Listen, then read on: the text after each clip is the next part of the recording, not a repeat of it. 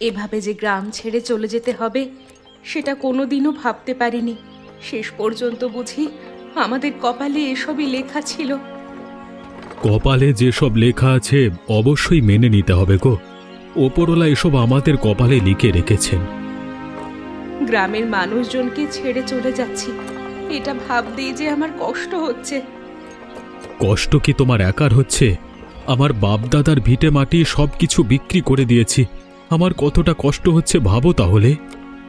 তোমার যে কষ্ট হচ্ছে সেটা আমি বুঝতে পারছি, কি আর করবে, সব কষ্টই মেনে নিতে হবে। সবকিছু মেনে নিয়েই তো চলে যাচ্ছি। আমাদের যেতে কত সময় লাগবে? কত সময় লাগবে সেটা ঠিক বলতে পারছি না। মনে হচ্ছে দুপুর গড়িয়ে বিকেল হবে। তাহলে তো অনেক সময় লাগবে। এতটা পথ পাড়ি দিতে অবশ্যই তো কিছু সময় লাগবেই, তাই না? লাগলে তো আর কিছু করার নেই। খাবার নিয়ে নিয়েছি, দুপুরে আমরা খেয়ে নেব, সমস্যা নেই।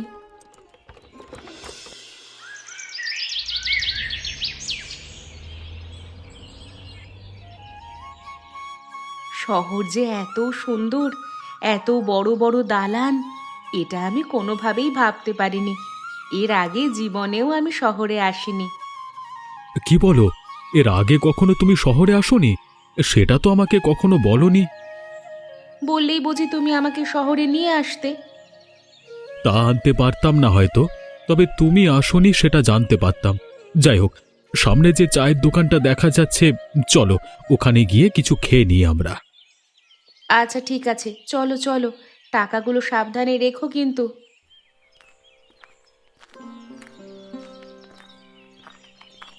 হ্যাঁ, আপনাদের তো ঠিক চিনতে পারলাম না। মনে হচ্ছে শহরে নতুন এসেছেন গ্রাম থেকে। হ্যাঁ, আমরা নতুন এসেছি শহরে, একটা কাজের সন্ধান করছি। শহরে আমার মেয়ে পড়াশোনা করে, তাই আমরাও ভাবছি এখন থেকে শহরেই থাকব। কেমন কাজের সন্ধান করছেন? যাচ্ছিলাম শহরে যদি একটা হোটেল দিতে পারি। শহরে হোটেল দেওয়া মানে অনেক কিছু। এখানে হোটেল দিয়ে টিকতে পারবেন কিনা বলতে পারছি না। আপনারা যাবেন কোথায়? কোথায় যাব সেটা এখনো নির্ধারণ করিনি, একটা বাসা ভাড়া নেব। আমার এখানে একটা বাসা খালি আছে, আপনারা চাইলে সেখানে উঠতে পারেন। একই সাথে হোটেল দিতে চাইলে এখানে আরও আমাদের দোকান ফাঁকা আছে, সেসব জায়গায় আপনাদের ভাড়া দিতে পারি। আগে আপনারা চলুন, যদি পছন্দ হয় তারপর উঠবেন। আচ্ছা আচ্ছা, ঠিক আছে, চলুন তাহলে দেখি।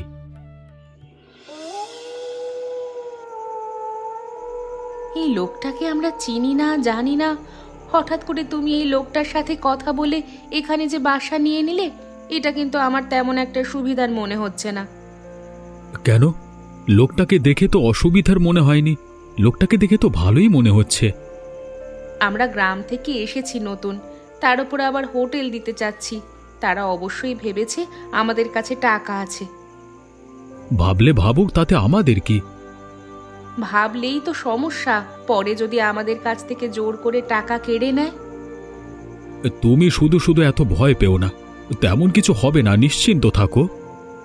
কোনোভাবেই নিশ্চিন্তে থাকতে পারছি না। এখানে বাসা নেওয়া একদম উচিত হয়নি। কি যে বলো না, শহরের কিছু আমরা চিনি, কোথায় বাসা নিতাম। হ্যাঁ, এখানে তাও একটা ভালো মানুষ পেয়েছি। তুমি এত চিন্তা করো না, পরে সবকিছু গুছিয়ে নেওয়া যাবে, আগে এখানে থেকে দেখি না। তুমি পুরুষ মানুষ, তুমি সবকিছুই ভালো বোঝো। এর আগেও শহরে এসেছো, আমি তো তেমন একটা কিছু বুঝি না। তুমি যেটা ভালো মনে করো সেটাই করো, আর আমার মেয়েকে কিন্তু খবর পাঠিও। আচ্ছা ঠিক আছে, কালকে আমি যে কোনোভাবে একটা খবর পাঠিয়ে দেব সময় করে, ও নিশ্চয়ই চলে আসবে। আর কালকে দেখি একটা দোকান ভাড়া দিতে পারি কিনা ও হোটেল দেওয়ার জন্য। আচ্ছা ঠিক আছে, অনেক রাত হয়েছে, এখন চলো ঘুমাই।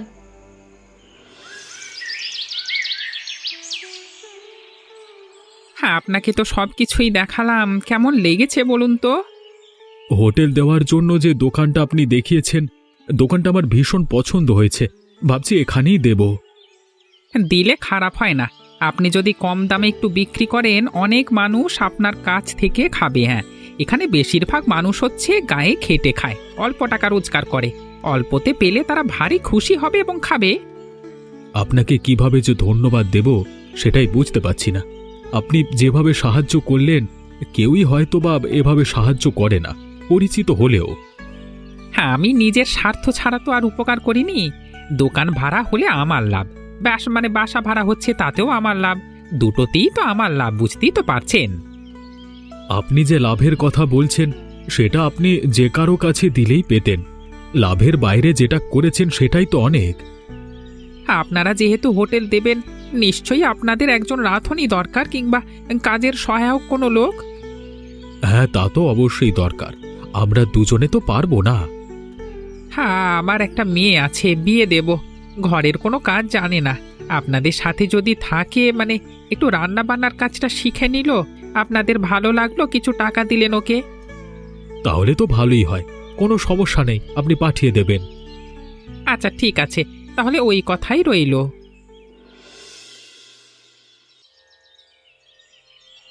এর আগে কখনো আমি এত কাজ একসাথে করিনি। বাবা আমাকে কত করে বলেছে কাজ করার জন্য, কখনো আমি কাজে রাজি হইনি। তাই এখানে কাজ করে কেমন লাগছে তোমার ফুলকলি? এর আগে তো আমি কাজ নিয়ে অনেক ভয়ই পেতাম, সেজন্য কোথাও কাজ করতে চাইনি। আমার মা তো অনেক আগে মারা গেছে, সেজন্য রান্না বান্না শিখিনি। বাবা আর আমি সবসময় পাশের হোটেলে গিয়ে খেতাম। তবে এখন আপনাদের এই রান্না দেখে আমি ভালো ভরসা পাচ্ছি। এখন থেকে আমিও রান্না ভালো করতে পারবো। আরো কদিন তুমি যদি এখানে থাকো, দেখবে আমি কত সুন্দর করে রান্না করি, সবটা শিখে নেবে। আমার মেয়েও কিন্তু আমার কাছ থেকে শিখেছে। আপনারও মেয়ে আছে নাকি? অবশ্যই মেয়ে আছে, সেই মেয়ে শহরে পড়াশুনো করে, সেজন্যই তো আমরা গ্রাম থেকে এখানে চলে আসলাম। তাহলে ভালোই হয়েছে এসেছেন।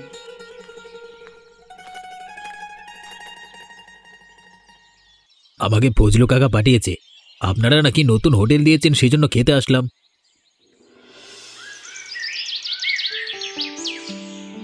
কি রে লতা, তুই এভাবে এখানে অলস হয়ে দাঁড়িয়ে আছিস কেন? দোকানে দু একটা খদ্দের আছে, তাদেরকে দেখ, কি প্রয়োজন। যে আমি প্রতিদিন অনেক অনেক খদ্দের সামলাই, সেখানে আজকে মাত্র দুজন খদ্দের আছে। যা যা প্রয়োজন সবাইকে সবকিছু দিয়ে দিয়েছি, আপনি চিন্তা করবেন না। হঠাৎ করে আমাদের হোটেলটা এভাবে তলানিতে নেমে গেল কেন? কিছুই তো বুঝতে পারলাম না। আপনি এখনো বুঝতে পারেননি? আমাদের ডান দিকের ওই পাশটায় তো নতুন হোটেল খুলেছে, সেখানেই তো মানুষজন যাচ্ছে। কি বলছিস কি? ওখানে আবার হোটেল দিল কে? কই, আমি তো কিছু জানি না। আপনি তো দেখছি কিছুই জানেন না। ফজলু কাকার যে দোকানটা ছিল না, সেটা ভাড়া হয়েছে। সেখানে নতুন আরেক লোক হোটেল খুলেছে, সেটা এখন খুব ভালোই চলছে। সেখানে অল্প দামে সবাই খেতে পারছে। আমাদের এখানে তো দিনমজুররা আসে না তেমন একটা এখন আর। আগে তো দিনমজুরেরা এখানেই খেত, এখন কি হলো? আমরা তো আগে বেশি টাকা নিতাম, দিনমজুরদের খেতে অনেক কষ্ট হতো। এখন অল্প টাকায় পাচ্ছে, সেখানেই খাচ্ছে। সবগুলো হচ্ছে নষ্টের দল। ও আচ্ছা, এই ব্যাপার। আচ্ছা ঠিক আছে, তুই এদিকটা সামলা, আমি দেখছি এ ব্যাপারে কিছু করা যায় কিনা। দেখুন দেখুন, না হলে কিন্তু হোটেল একদম বন্ধ হয়ে যাবে আমাদের। তুই চিন্তা করিস না, তুই তোর কাজ কর, আমি দেখছি কি করা যায়। কি গো নবীন বাবু, আজকে হঠাৎ করে আপনি এখানে কি মনে করে? আপনি তো এখন আর তেমন একটা আমার চায়ের দোকানে আসেন না। ওসব কথা বাদ দিন। আপনি যে এখানে নতুন আরেকটি হোটেল দেওয়ার অনুমতি দিয়েছেন, এটা কিন্তু মোটেও ভালো হচ্ছে না। জায়গাটা হচ্ছে আমার, আমি এখানে হোটেল দিই নাকি অন্য কিছু দিই সেটা আপনার কাছে জিজ্ঞেস করতে হবে নাকি? আগেও বলেছি আপনার এই জায়গাটা আমার কাছে বিক্রি করে দিন, তা না করে আপনি এখানে হোটেল ভাড়া দিচ্ছেন। আমার জায়গা আমি বিক্রি করব না, সেটা আপনাকে এর আগেও অনেকবার বলেছি। আপনি শুধু শুধু এসব কথা নিয়ে আমার কাছে আসেন কেন? আমার দোকানে খদ্দের আছে, আমি চা বিক্রি করব, আপনি এখান থেকে চলে যান। হয়েছেন তো চায়ের বিক্রেতা, আবার বড় বড় কথা। আপনি আমাকে অপমান করে কথা বলছেন। আমি শখ করেই চায়ের দোকান দিই, কোনো কাজকে আমি ছোট মনে করি না। আপনার কি অসুবিধা হচ্ছে সেটা বলুন। এখন তো আমার হোটেলটা চলছে না, বন্ধ হয়ে যাচ্ছে। এরকমটা করবার মানে কি? আপনি ওই হোটেলটা বন্ধ করে দিন। আমি আপনার জন্য কিছু করতে পারছি না, দুঃখিত। আপনি এখান থেকে এখনই চলে যান।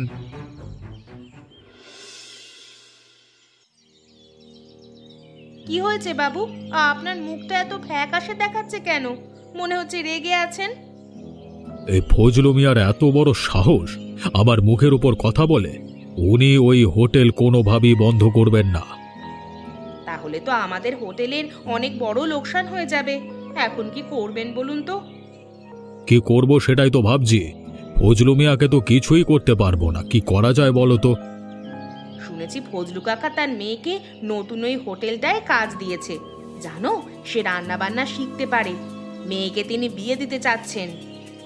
এসব জেনে আমাদের কি লাভ হবে? আমার সাথে ফুলকলির ভালোই সম্পর্ক আছে। ওকে আমি যে কোনোভাবে হাত করার চেষ্টা করব।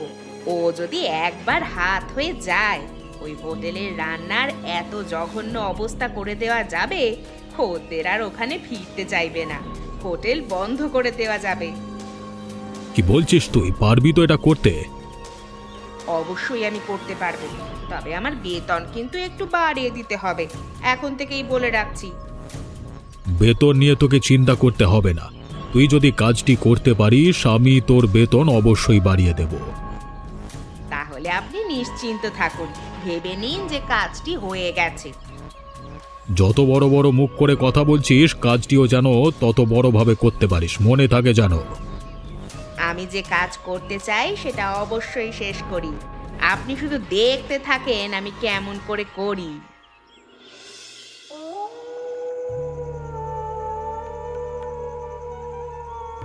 কি রে ফুলকলি, তুই এখানে বসে কি করছিস?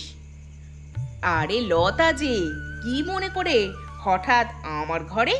কি রে, তোকে তো আর এখন আমার ঘরে আসতেই দেখি না। কোথায় থাকিস রে তুই?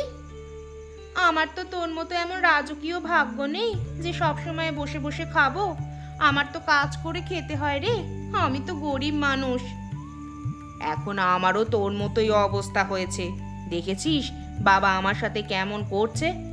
বাবা এখন আমাকে ওই দোকানে কাজ শেখাচ্ছে। কাজ শেখাচ্ছে মানে?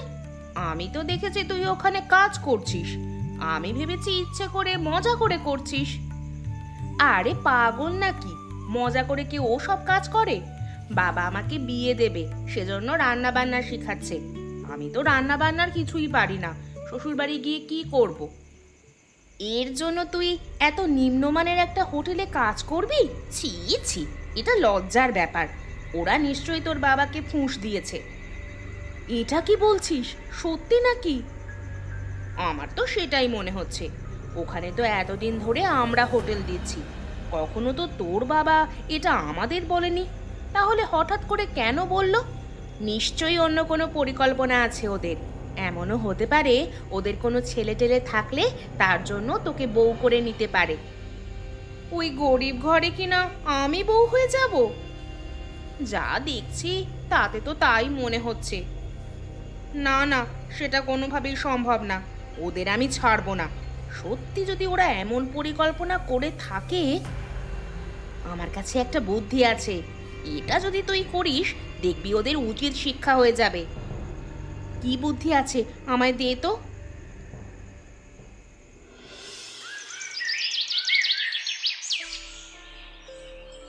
আজকে ওদের হোটেলের খাবারটা এমন মনে হচ্ছে কেন? হোটেলের খাবারটা মনে হচ্ছে বাসি হয়ে গেছে। মতিন কাকা, এদিকে একটু আসো তো একবার।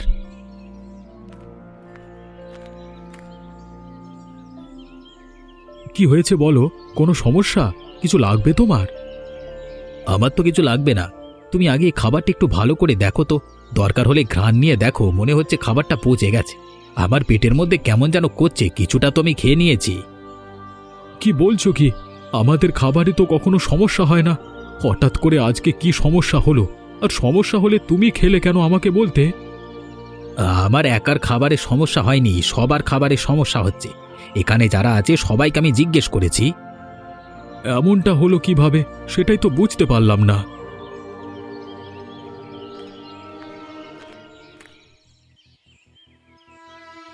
কি হয়েছে?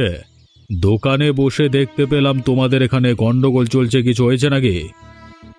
আমি সবসময় এখানে খাই, আজকে দেখছি এদের খাবার বাসি পচা গন্ধ করছে। মানুষকে এতদিনই পচা ধরনের খারাপ খাবার খাওয়াচ্ছিল। চি চি চি চি চি। আগেই বলেছি এর দোকানে তোমরা খাবার খেও না। শেষ পর্যন্ত কি হাল হলো তোমাদের দেখেছো? কত লোক ঠকিয়েছে এরা। বিশ্বাস করো, আমাদের হোটেলে কখনো এমনটা হয় না। কি করে কি হলো কিছুই তো বুঝতে পারলাম না। আমাকে একটু সময় দাও, আমি দেখি। দেখা দেখির কিছু করতে হবে না, তোমাদের এই হোটেল এখন বন্ধ করে দেওয়া হচ্ছে। এটাই করা উচিত। গ্রাম থেকে এসে ঝামেলা তৈরি করছে, মানুষ ঠকাচ্ছে, বন্ধ করে দিচ্ছে। এই হোটেল বন্ধ করে দিন।